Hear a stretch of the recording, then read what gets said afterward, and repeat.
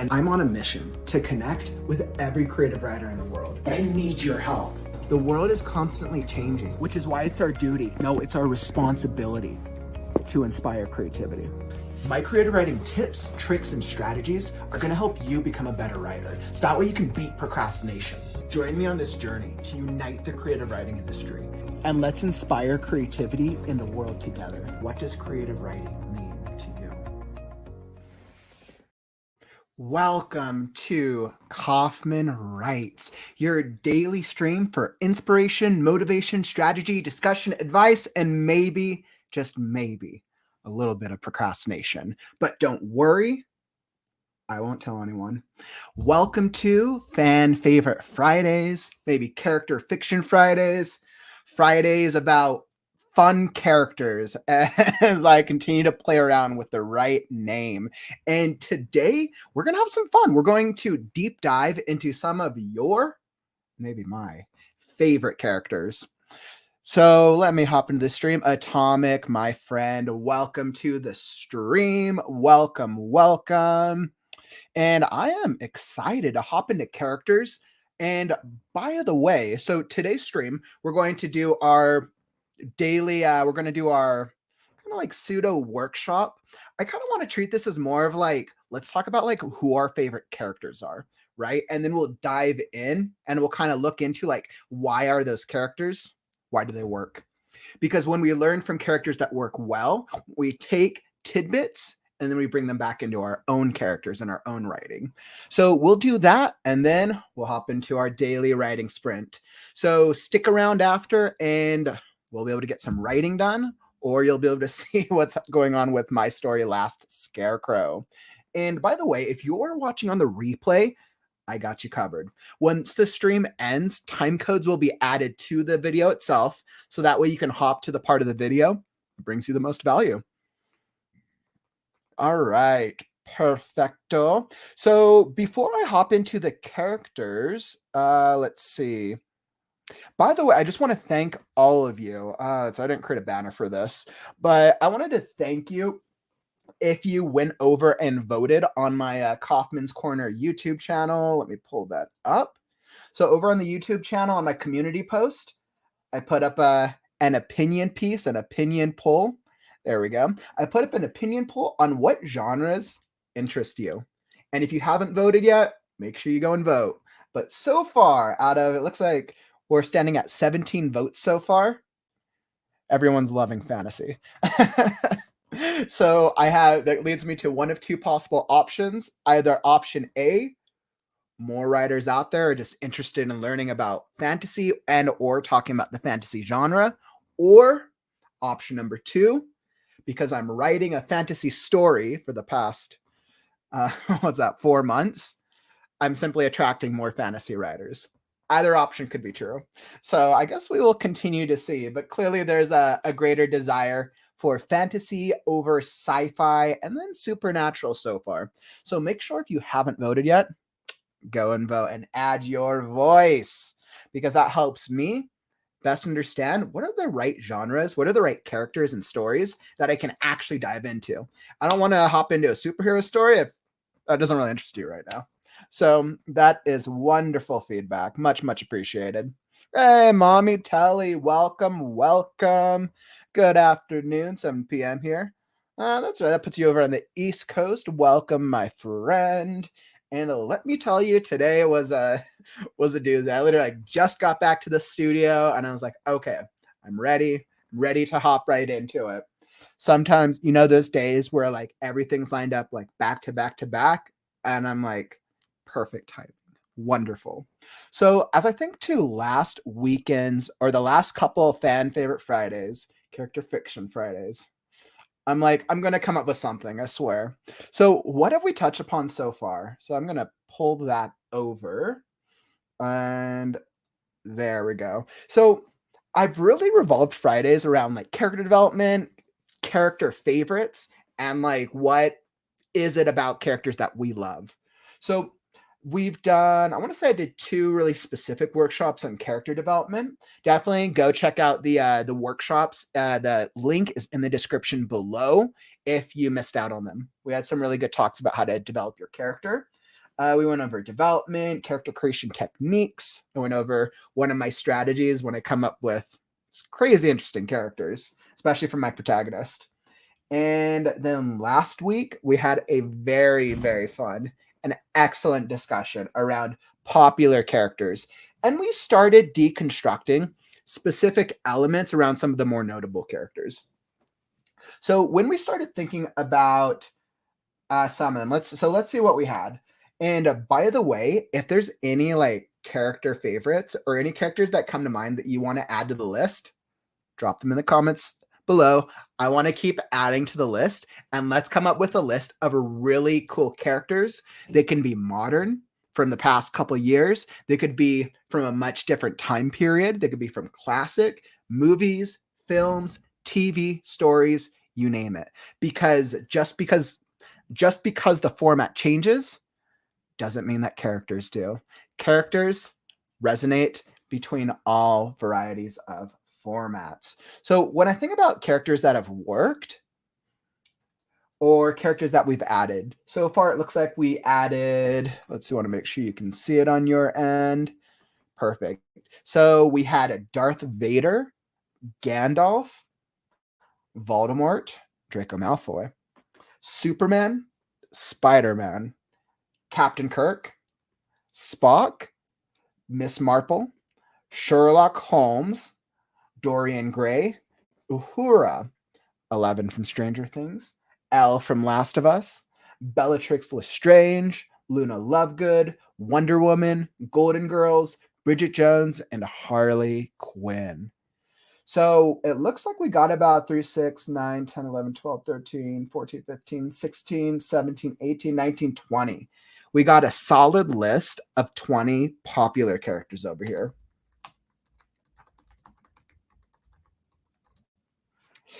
Are there any characters that you want to add to the list that you think were like, okay, these are some cool characters that I really appreciate from some of my shows or some of the stories that I've read as of late? I, of course, had to tackle the main genres between Lord of the Rings. I got Lord of the Rings, Harry Potter, Star Wars, some of the biggest franchises. Had to make sure. All right, so let me think. I'm thinking of if there's any other ones that really come to mind. I'm going to add an animated show here. Rick from Rick and Morty. Great animated show. With a character that is done very, very well as an anti-hero. Let's add some anti-heroes. Anti-heroes are absolutely fun, right? So beyond Rick from the TV show, we have characters like Walter White, great character from Breaking Bad. We have, let me think, other character. We have Dexter from the anti-hero show Dexter. We have Tony Soprano from The Sopranos. And anti-heroes can be a difficult character to write. The reason being is because they're generally doing something that's evil, something that is socially frowned upon, but then you have to figure out how do they have a redeeming quality that we can care about. If we don't care about a character, what's the point, right? We have to find some reason to care about them to then want to be involved in their journey. All right. Let's see. Atomic. I loved Ender and Bean from Ender's Game. I actually recently just rewatched Ender's Game too. I just rewatched the movie. What's interesting is Ender's Game was actually one of the very first science fiction stories that I ever read when I was really young. I remember that first book was always like held a place in my heart. I don't think I ever got to Ender's Shadow. I think it was like always something I meant to, but it was just never happened. But I absolutely resonated with Ender and Bean, and they were such a great like duo character. They had such a great character dynamic. Ender, absolutely great characters. And what's interesting, right? So what's really popular when I think about Ender and Bean, a lot of the times popular characters always have a supporting character who is, they don't contrast them directly in terms of personality type, but they contrast, they'll generally contrast them thematically. And they'll usually add, so it's like if the main character, if your protagonist is like very stalwart and noble, your supporting sidekick character will be very, not necessarily like not noble, but more comedic, doesn't know what's going on, but generally they want to be like the hero. The supporting characters almost always want to be like the hero. And that's actually a good thing to note. Supporting characters and specifically sidekicks usually, let me bullet point this, usually want to be like the hero. Little FYI. Let's see, you should listen to the audio. Oh, dude, I'm sure the audiobooks are fire. I would actually love to. I've gotten into this point lately where like, because I'm like so busy with my schedule, especially with like trying to build up this business, the only thing that I really have time to like read or listen to are audiobooks these days. So definitely a great recommendation. Raymond Reddington. Raymond, Raymond.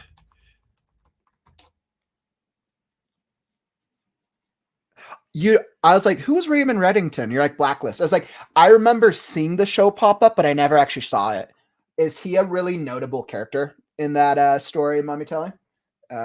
Raymond Reddington. I'd actually probably like that show too. Hey, what's up to this stream? Half 10, man. Snape. Severus Snape. We actually knocked out, I think we added Snape.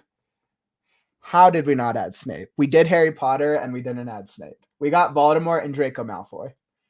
I'm pretty sure somebody said Snape last week too. I was like, of course we got to get Severus Snape. Like, of course. What better character than Snape? Because the character is set up as a revenge story, but in actuality, it's a love story. And I think that's what works so well, because he essentially serves an antagonistic role in the early stories, but then his overall character journey is a love story. Very, very well done character. And Snape is a great example of subverting character expectations. Oh yeah, I honestly, I would agree with that, especially for Ender's Game. 9 times out of the 10, the books have more depth. And I think that's not necessarily a lack of the filmmaking a lot of time. It's just movies only have so much time to tell a story. TV shows can generally do a little better job. Like, once again, Game of Thrones, the first couple of seasons did a great job of bringing the book itself to life and making it feel believable and still doing well and serving the story, right? So it can actually happen. Lord of the Rings trilogy, amazing trilogy, right? The books, phenomenal. And they did a great job on bringing those to the screen. Even if they didn't get all the things, they still missed certain things, but they did well of enhancing the source material. Absolutely. But it's hard. It is hard to pull off. It is difficult to pull off a book to film or screen adaptation, because it's not just about the script. It's about the script, the producers, the production, the money, and all these different things that then go into the end product. Oof. If a book to screen adaptation could just be about the script and good storytelling, we would have much better book to film things out there. Let's see. Yo, what's up, John in the house? Welcome, my friend. We are just chatting about characters. By the way, if you guys are just hopping into the stream, who are your favorite characters? I want to hear them. We're adding to the list right now. Let's see. Let me get this.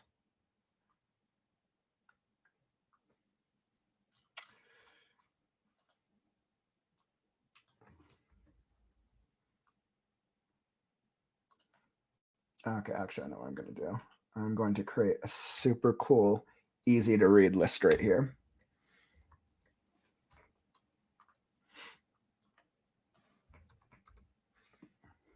Hey, what's up, Stephanie in the house? Welcome, my friend. I hope the editing's treating you well today.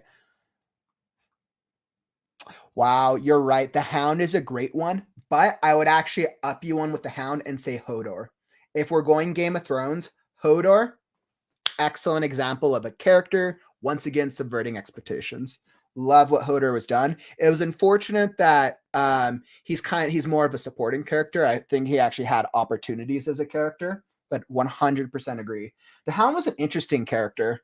I almost think that they could have done a little more with the Hound, and I guess we'll see what happens with the Hound whenever we get the next book.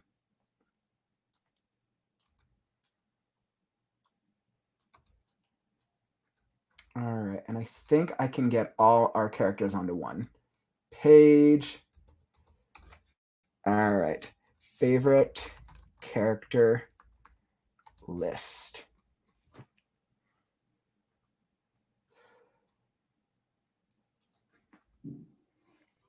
Okie dokie. So I think, wow, okay, we got some good characters here.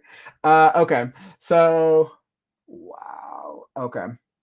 So let's see, what else do I got here? There's a lot of internal insight. Yeah, it's difficult to translate. It's definitely difficult, Atomic, to translate a lot of things that are subtextual in storytelling, and especially in novels and stories that we usually learn about through interiority or descriptions are just so difficult to translate to the screen. It really is. Being someone who was involved in the screenwriting world for a while and understanding a little bit more of that back end, like it's such a trip.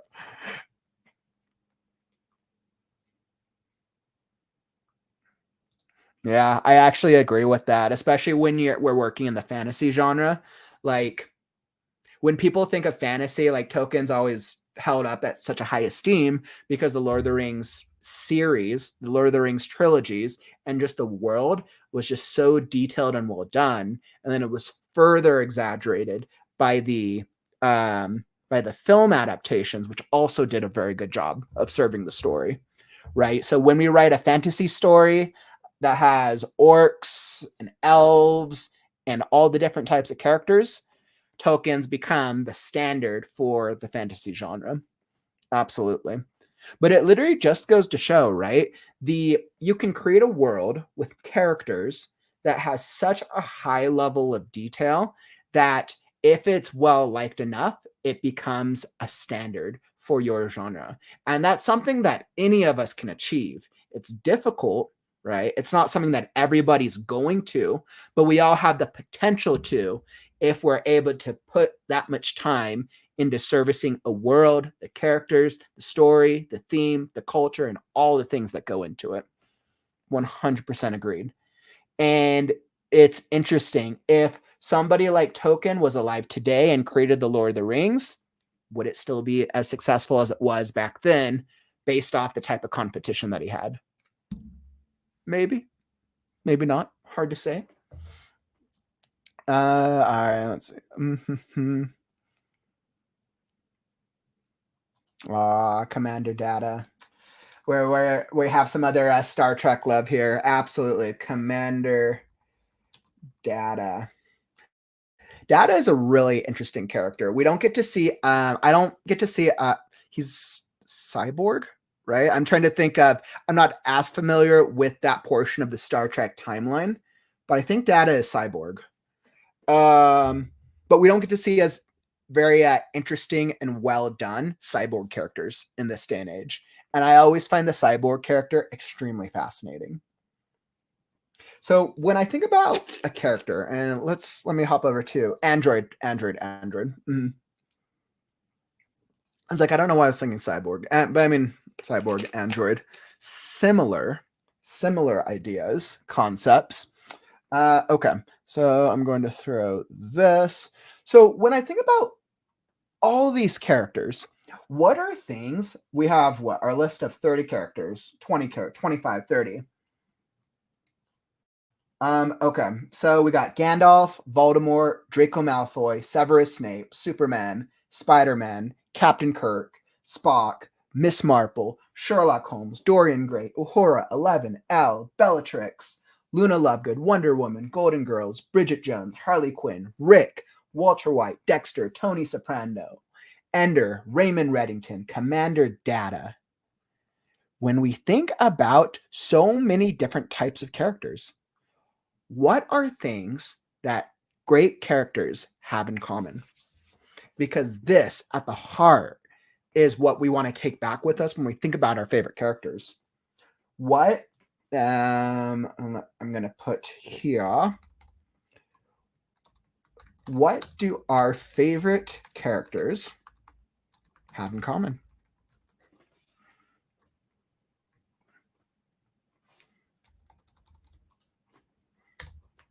And I'm going to bullet point this. So when we think about a lot of these favorite characters, what are things that a lot of them have in common? I would say 9 times out of 10, they have a quirk. There's something that's unique about them. They are put up against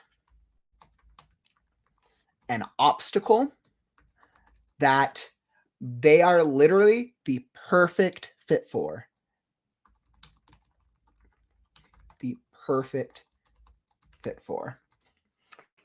Let's see, I can speak to Tony Soprano is the only one who could have dealt with his anti-hero role in dealing with the mob, right? Walter White is the only one who could have gone from being a normal teacher to being a drug kingpin. Let's see some of the other ones. Sherlock Holmes is the only individual who could solve the mysteries in the way that he did with the type of insight that he had in that level of depth. The obstacles, the antagonists, and the things that they have to overcome are perfectly tailored towards them, even if in the story it seems like it's not. Let's see, put up against their antagonists are a direct, not contradiction. You could say are a direct foil, contradiction. I don't know if theme is the right word. Or let's go with conflict. Antagonists directly conflict with the protagonist. Philosophically, morally, sometimes physically. Let's see, charm. A lot of these characters are charming. That's a really good character, right? Why do we like characters who are charming? Because we ourselves want to be around charming people, right? At heart, a lot of times we actually do want to be with people, and we do want to talk. We do want to be uplifted. We just want to be with the types of people that we vibe or that we resonate with. Absolutely agree with charm. What else do we have in common? So we think about we're talking about character attributes, right? We're talking about they have quirks. I'll put I would say charm is could be a quirk. Let's see. We have perfect obstacles. Let's see. And then we have antagonists.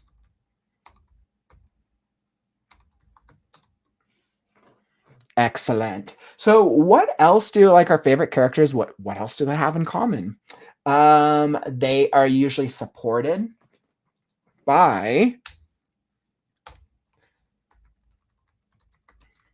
they're either supported by a sidekick or by a group who wants to be like them.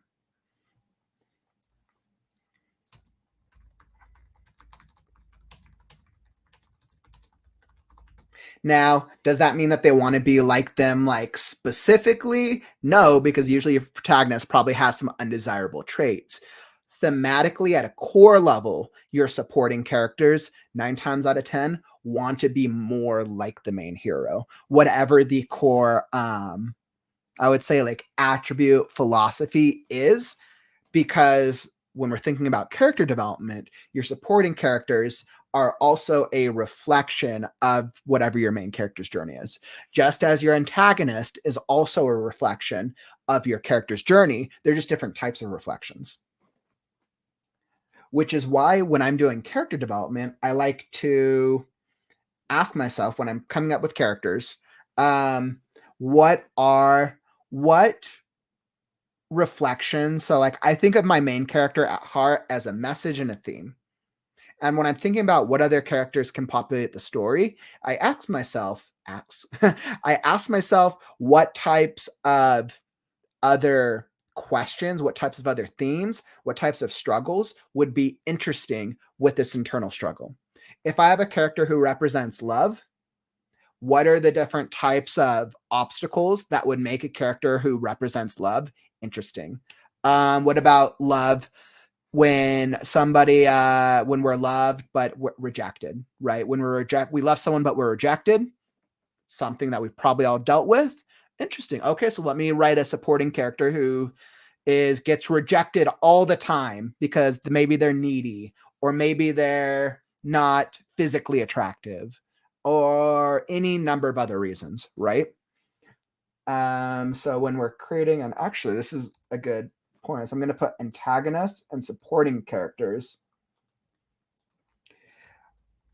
All characters are serving your protagonist's theme, message, thing. I am always of the belief with my storytelling, and this is just a me thing. This doesn't have to be right or wrong, but when I think of storytelling, I think 9 times out of 10 that all stories should and generally do revolve around a protagonist. The protagonist revolves around a message and an idea that you want your readers or audience to walk away from. Stories at heart is us telling a message. The story is how we tell the message. The protagonist is the physical embodiment of that message, and whether that and how that message fails, doesn't fail throughout the course of the story. And that's one of the things I love with storytelling. That's probably one of the reasons that we love fantasy, because a lot of the times these messages are embodied through characters in different ways that are fantastical, allow us to escape the world, but then come back and learn these messages which we can relate with. Science fiction a little differently. Science fiction is a little step closer in reality simply because of technology, or simply because the way that it talks about technology. Let's see, John, are you allowed to have a true Batman type sidekick? Because you're an incel, or especially because you are an incel. Or maybe because, or maybe you become a superhero. Then less than 5 seconds is a good suggestion. Yeah, so with sidekicks, I would say I would say the sidekick is going to be dependent on what your main character's motives are, what their journey is, and what types of obstacles they're dealing with, right? So if your Batman type character is put into a maybe like a terrorist type position, or they're faced with trauma, the sidekick can absolutely support that 100%. Let's see. And then with Harry Potter and Star Trek, for example, there is a synergy. They balance one another. One may be more logic and intelligence, another will keep them grounded.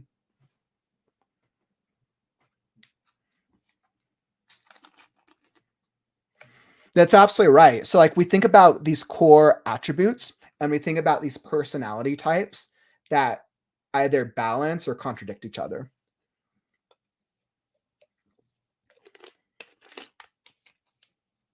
And I think once again, right, we think about these different character types. You reference both Harry Potter and Star Trek, right? Harry Potter represents love, but his sidekicks, Hermione Granger, who represents intelligence, but she wants to be loved. Ron Weasley, of course, wants to be loved and is overly needy, but he's more the comedic element, right? So they want to be more like Harry. Harry also has to learn from them. It's a cyclical thing. Same with Star Trek, right? When we think about Captain Kirk and Spock, Captain Kirk, fearless, headstrong, well-liked. Spock, not necessarily fearless, but purely logical. Learns to be more headstrong because he wants to be more human. He does want to be more well-liked. And that's part of his character journey of balancing the human side with the Vulcan side. And hence they end up learning from each other. 100% agree on the synergy. And I think what makes perfect character pairings is when we're able to find that right synergy between your protagonist and your supporting characters or your sidekicks, where each of them represent things that we relate with on a deep level, and then they all serve each other as they grow in their character journey. It can be hard sometimes to do it effectively, right? In a way that feels authentic. It can absolutely be difficult to pull it off, but when done well, right? That's why we get these character groupings or pairings that are fun and feel believable.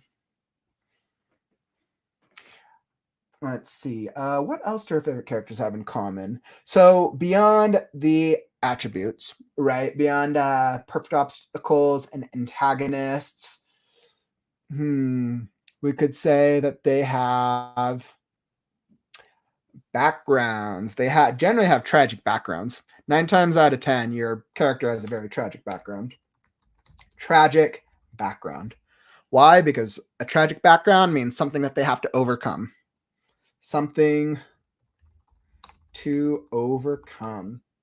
Now, a lot of the times characters have a tragic background, or if they don't have a tragic background, they have a tragic weakness. We love to see characters who are put up against extremes, because we want to hope that if we were put in that same position, we could also overcome. 100%.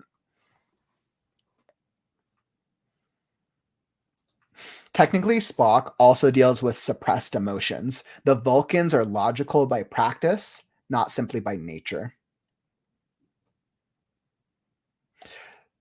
That's a really good point, Atomic. And what better thing can any person relate with? Trying to suppress our emotions, especially when we're in situations where we don't want to act a certain way or come across a certain way. So what an easy thing for a person to relate with. A character who tries to suppress his emotions because he's been taught one thing, but he's going against maybe his nature, which is not necessarily logical. And I think at heart, when we think about these really strong, memorable characters, they are dealing with, and this goes a little bit into what I just touched upon, but they deal with extremes. Actually, it's kind of just dealing with extremes. They're kind of just like living in the extreme. They're dealing with extreme things we wish we could overcome. As simple as that, right? We love to see the characters going through extreme bouts of dealing with things with love, emotion, hate, anger, happiness, confusion, anxiety. Because maybe if we read these and watch these characters, we'll learn something. We'll learn one thing from one of their actions that will resonate with us next time we're dealing with a core emotion. Yeah, absolutely. And I think that's one of the great things. That's one of the things I love about character development. That's one of the things that I love about storytelling, when we can create these like really, really fun characters and they deal with emotions in a way that just feels believable and authentic.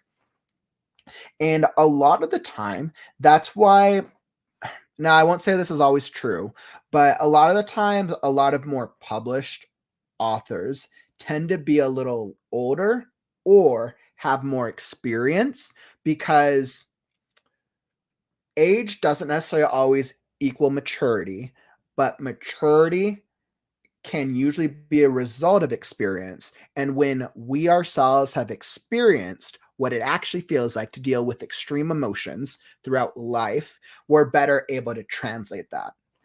Not always the case, but that tends to be true more often than not. Let's see, what else do we put up? So we're dealing with extreme things, tragic backgrounds. What else when we think about these really great characters? Let's see, I'm gonna pull up.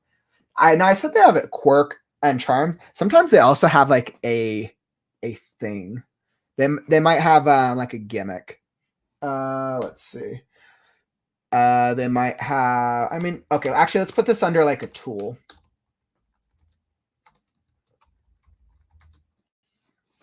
Some of our favorite characters have a thing that they become known for, right? Sherlock Holmes and the magnifying glass. Let's touch upon some of these ones. I would say Rick and Morty. Rick and his the portal gun. Let's see. What are some other ones? Dorian Gray and the painting. You could technically say Captain Kirk and the Enterprise. Technically, or maybe his blaster. Superman and his cape. So Snape is a mix. I would say maybe Snape and potions. Potentially, I'd kind of go back and forth on that. Gandalf and his staff. Now, that's not always the case, but a lot of times if you're creating a protagonist, it's really great to think about what is the thing that I want my readers or my audience to walk away from. Like, what picture do I want them to walk away from thinking about my hero? And I think thinking through things like that, you can pick the surface level items, but then as you're writing, you can then dig into and go deeper into why these items are actually important to the character. Let's see. So attributes, tools, obstacles, themes, backgrounds, and dealing with extremes. Yeah, okay. So I think I've touched upon a good number of items for today, especially when we come to developing our characters that are really fun. So with that being said, I think we have a good list. I'm going to keep the list running and just see how many characters we can start building onto this list, like every Friday on our Fanfiction Fridays. Fanfiction Friday. Kind of like that, a Fanfiction Friday. So we'll just continue to grow the list and see where we go from here. Because if there's one thing that I love talking about, it's favorite characters. Oh, always fun, especially from shows and film and TV and books and short stories and things that we have seen done well. All right. So with that being said, let's see. If you're enjoying the stream, follow and subscribe. Let me know that you got value. I appreciate you. And I love chatting about characters. So with that quick aside, it's time to hop into a daily writing sprint. Our usual, I'm ready for the last scarecrow. I would say we got... Yeah, I would say I got some really good progress. I'm like almost at the last graveyard. We're literally almost at that scene, which is last graveyard is 75% of the way through the story for me. So I actually got something fun planned. So I'm curious to see if I can get to it today. Might take a couple of days, but let's see. All right, so let me pull up. Let's see, I got to fix my screen. And I'll throw up the music.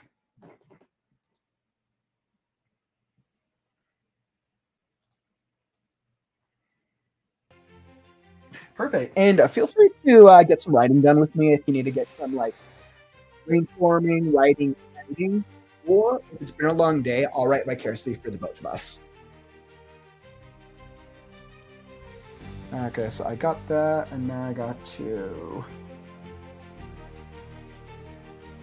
re-add the screen. All right, and we're going to do 25 minutes today. Let me fix that.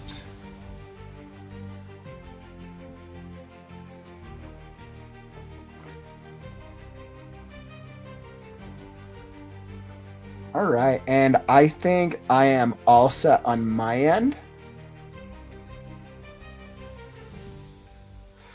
All right, let's see. Let's see what we got for today.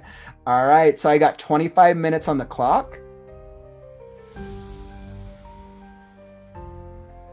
And I'm all ready. All right, and it's time to write now.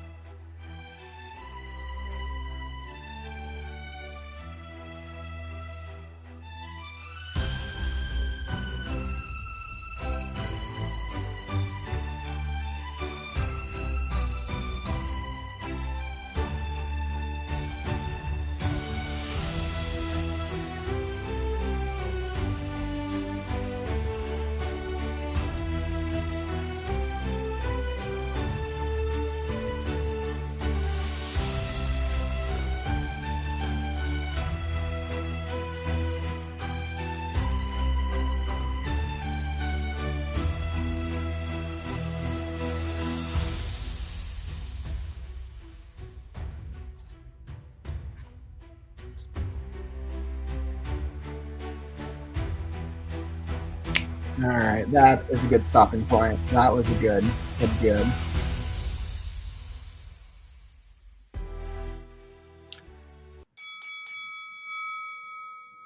All right, writing sprint end. I know I went a little longer on my part. So that was interesting. I'm gonna say I probably did what, close to like 30, 40-minute sprint. So I was trying to think on what I wanted to do next with this scene, because there there's a couple of major events that are about to take place, but it didn't feel right to go directly into them. And I'm asking myself, what type of development do I need to do? Some more world building? Do I need to do some more character building? Or do I need to do something that's a little more plot focused? I think because we're about to go heavily into the plot shortly, I was thinking like, okay, I think building some tension would be a little stronger. And it's making it very clear, right, that Skunk continues to be in have this heavy degree of tension with the grizzly bear, with Gore and Stretch. And it's become now almost evident at this point. I wanted it to be very, very obvious. So clearly they are all on edge because they are in, at last, the graveyard of the lost. So yes, more to come. We're going to have some fun tomorrow. I am eager. I'm so excited to be able to get to the next parts of the story. It's Saturday, so I might not be able to get as much done as I want, but the next couple of sprints, we'll be getting there. All right, so let me pull up. That is what I got. Very good sprints. Thanks for joining. And awesome. As I'm looking towards the weekend, tomorrow is the story and critique show. If you want an excerpt of your story read, reviewed, read live, and critique, make sure that you send the excerpt to the below email, thecreativeghostwriter@gmail.com, and I will add it to the queue of stories for tomorrow's show. And I have a number of submissions, and as always, I want to try to get to as many as possible. So make sure you send that over. As always, our Saturday stream will be at 2 p.m. Mountain Time. So same old, same old. I hope to see all you there. And that is all that I got for you today, writers. Don't forget to like the stream on your way out. If you missed the character discussion, go back and check out the beginning. And that's a show. Don't forget, words are wind, but stories are forever. I'm Kauffman, and I'll catch you on the morrow. Stay creative, writers.